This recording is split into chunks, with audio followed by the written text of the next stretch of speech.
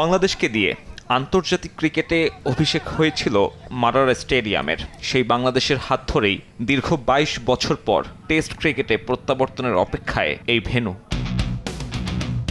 এই ভেন্যুর পিচ নিয়ে তাই আছে অনেক কৌতূহল। স্বাগতিকরাও খুব একটা জানে না কেমন হবে উইকেটের আচরণ। ড্রপ ইন পিচ হওয়ায় ওই কৌতূহল পেয়েছে বাড়তি মাত্রা। বোলারদের জয় জয়কার নাকি ব্যাটারদের জন্য থাকবে কিছু, আপাতত সেটাই কোটি টাকার প্রশ্ন। উত্তর কিছুটা মিলেছে ভেন্যুর পিচ কিউরেটরের কাছে।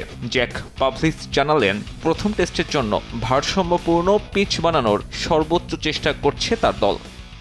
এমন একটা মানসম্মত পিচ হবে যেখানে রান উঠবে, বোলাররাও চেষ্টা করলে কিছু সহায়তা পাবে।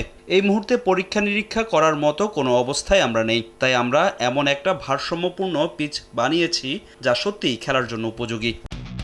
২০০৩-এর সফরে টেস্ট শেষ হয়েছিল তৃতীয় দিনের শুরুতেই। কোনো ইনিংসেই ২০০ পেরোতে পারেনি আশরাফুল বাশাররা। তবে ৫ দিনের খেলা আগে শেষ হলে ব্রডকাস্টারদের আর্থিক ক্ষতি বাড়ে। এবার তেমনটা চান না জ্যাক পাভলিস, তাই বাংলাদেশি ব্যাটারদেরকেই ভালো করার তাগাদা এই অজির। আদর্শ অস্ট্রেলিয়ান পিচ কাকে বলে তা বলা কঠিন। সত্যি বলতে আমি নিজেও ঠিক জানি না। কখনোই ২ দিনে টেস্ট শেষ হোক তা চাইবো না, তবে সত্যি বলতে এটি আমাদের হাতেও নেই। আমরা শুধু উইকেট প্রস্তুত করি আর বাকি কাজটা খেলোয়াড়দের। তবে ওই রান করাটাই তো সবচেয়ে বড় মাথা ব্যথার কারণ। স্টার্ক কামিন্সদের সামলাতে সেরাটা দেওয়ার বিকল্প নেই শান্তল লিটন মুশফিকদের সামনে।